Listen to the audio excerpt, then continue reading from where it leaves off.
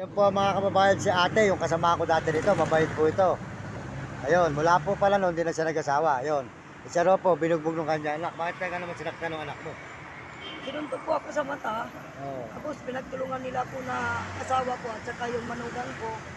Tapos umalis ako doon sa amin sa Malabon. Kasi po, ganyan po nangyari. Ibinibinta ko daw yung anak kong dalawa. Kahit hindi naman po totoo na kinuha lang ng DSWD. Kasi gusto ko po ng maayos ang buhay ng aking anak. Tapos sila naman po nagdududa sa akin na bininta ko ra yung anak ko. Hindi naman po totoo talaga po yun. Doon po ang anak niya, pinagbibintangan siya nung kanyang asawa at anak at ipag na binenta. Kasi po rito, hinuhuli. Ay alam po yun ng mga SWD, huwag naman po nyo huliin yung mga taong walang kasalanan. Ang mga po ng mga bata, hinahanap ng magulang. Hindi naman po nyo pinaalam na nasa inyo yung mga bata. Kung kukunin po nyo yung mga bata, ipalam po nyo sa magulang. Kung papayag ang magulang, hindi po kayo po pwedeng kumuha ng bata na basta-basta. Hindi po ba nasa batas tayo? Hindi po natin pwedeng kunin ang hindi po atin.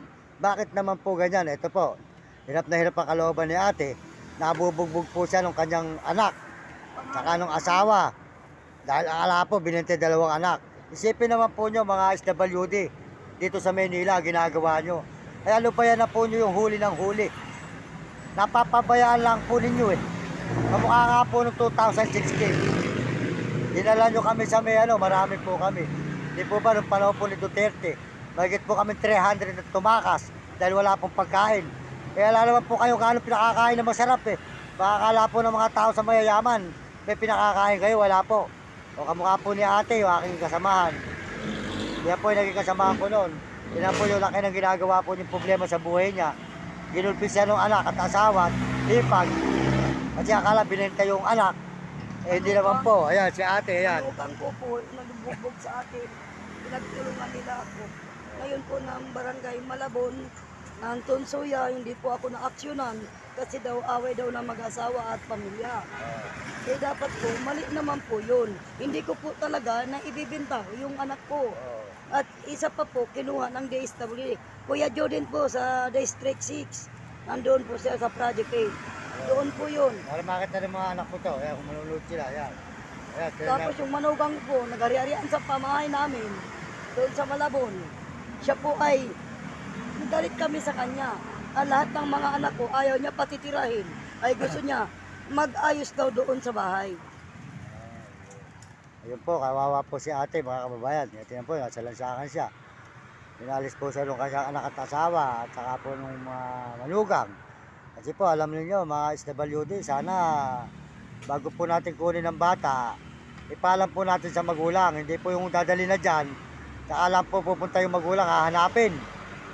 Kaya po sana ilagay po natin sa ayos ang ating batas. Tayo po ay nilulubog na. Nakita po nyo nagagalit na Diyos. Ginagawa po ninyo, kukunin nyo yung mga bata. Pag-ahanap buhay lang po nyo sa loob ng SWD. Ganun po ginagawa nyo sa amin noon. Uli nyo kami sa lansangan. Kaya po maraming mayaman ngayon na ayaw na magbigay sa SWD.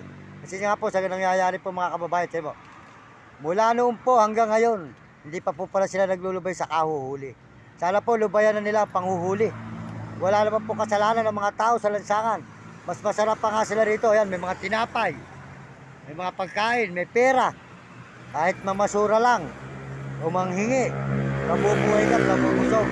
Doon po ba sa SWD, matitikman nyo yung mga ganyan? Nagtitinda po ako ng sampagita. Ayun lang ang karagdagan ko ang hanap buhay. Ayun. Na ikatutulong ko, ikabubuti ko sa aking pamilya. Yun nga po yung gumagawa naman ng pararaan ng mga tao. Alam po ninyo mga kababayan, masasabi ko po sa ating mga nanunungkulan at sa ating mga SWD, huwag na po ninyo paghuhulihin. Hayaan na nyo kung saan nabubuhay. Kasi po ang tao po may isip na hinuhuli nyo. Ako po, bibilib ako sa inyo mga SWD. Kung yung mga tao, mga baliw na ang paghuhuli nyo sa lansangan, hindi na nila kayang magtarhanap buhay. Bakit yun ang hindi nila kinukuha? Yung mga taong grasa, yung mga madudungis, yung mga baliw, hindi. Oo. Yun nangyari sa akin noon. Oo. Yun ang din nila. Kaya po kayo mga SWD, masasabi ko sa inyo, ang kunin ninyo, bibilib ako sa inyo, mga taong grasa, kumakain na sa basurahan. Kumakain na po sa mga basurahan dito.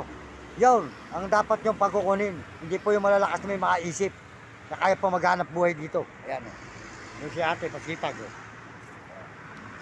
Ayan. Ayan po nyo, nakita nyo si ate. Si ate po, nakakaawa, tinan nyo. Hindi siya makauwi sa tahanan niyang bahay. Dahil sa ginawa ng SWD, kinuha yung dalawang anak. May bahay naman po. Bakit di po niya ibigay ang kanyang dalawang anak? Para makita po, Sabi ng anak para ko, makita po nung kanyang asawa at ng anak niya ng hipag. Ayan po, si ate umiiyak dahil po wala yung dalawang anak niya. Nasa inyo. dahil hindi ko gusto yun. Ayan, si ate yan. Kawawa naman po si ate mga kababayan. Ayan, nakita nyo. Matagal ko po siya naging kasamahan dito noon. Kaya po, ayan. Kaya dapat po nun mga idol, huwag niyong pinagkukuha. Ang may anak ng may anak. Kaya SWD po, wala naman po pinakakain. Natikman ko po rito nung araw kaya 2016. Panahon pa po ni Duterte. Kami po 3 taang mahigit tumakas sa kami. Kinilong nila kami doon sa may pangalan, sa Post Town.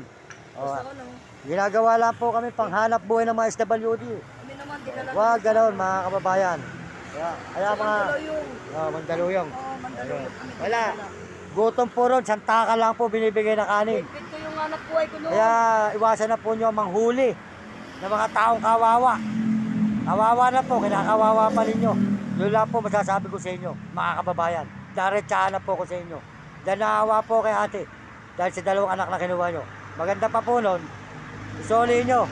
Kayo nga po ang batas. Baluktot po ang batas nyo. Kayo po nagsasabi, ang batas ay batas. Ay batas po ba inyo? Kukunin nyo hindi pinaalam. Pupahanapin na lang sa inyo. Pakikita na lang sa inyo na pala. Nakalabas na yung anak ko. Malalaki na. Ayun. Nakalabas yan yun 2000.